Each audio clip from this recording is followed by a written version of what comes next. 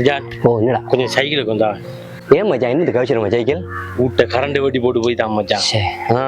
கையிலையும் காசு இல்லைன்னு சரி என்னகிட்ட என் கையில காசு இல்லையடா இது என்னச்சுன்னா சம்பளம் வரலடா பரவாயில்ல மச்சான் எனக்கு என்ன செய்ய போறா இப்ப நகை ஒன்று இருக்கு பேங்க்ல ஒன்று ஈடு வச்சு போட்டு எடுக்க போறேன் மச்சான் மச்சான் இங்க பாரு டேய் ஒரு விஷயம் சொல்றேன் கேட்டுக்கு பேங்க்ல வீட்டுல வைக்காத வட்டிக்கு வைக்கிறது முதல்ல பாவம்டா இப்படிடா காசு கட்டுற இங்க பாரு நான் சொல்றத கேளு முதல்ல நீ வட்டிக்கு வச்சேன்னு சொன்னா அது அல்லாவோட நம்ம போர் செய்யற மாதிரி அந்த கொண்டாடிக்கிற அந்த நகையை கொண்டு பில்லு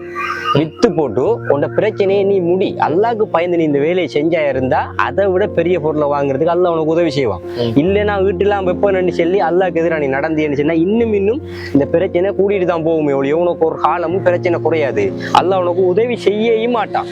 சரி சைக்கிள் எடுத்துட்டு போ நீ அந்த வீட்டுல வட்டிக்கே போவாது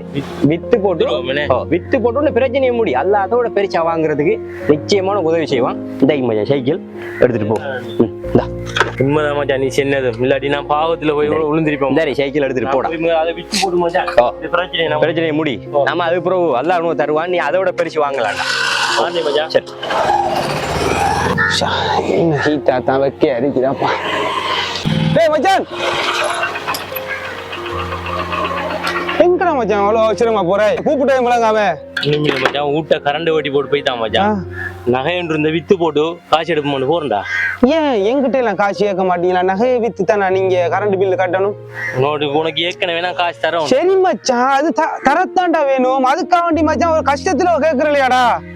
எப்படா கேக்குற உனக்கு காசு தரணும்டா நான் ஏற்கனவே சரி இருக்கட்டுமே இப்ப அவசரத்துக்கு தானே போறேன் இருந்தா தர மாட்டியா நீ இப்ப எப்பயாச்சும் ஒரு நாளைக்கு தாவன் சரி இப்ப எவ்வளவு நீ கட்டணும் 10,000 ரூபாய் கட்டணும் மச்சான் 10,000 ரூபாய் கட்டணும் இப்ப எவ்வளவு இருக்கணும் கிட்ட ஒரு ரூபா இல்ல மச்சான் நான் விற்க போறேன் நான் இந்தா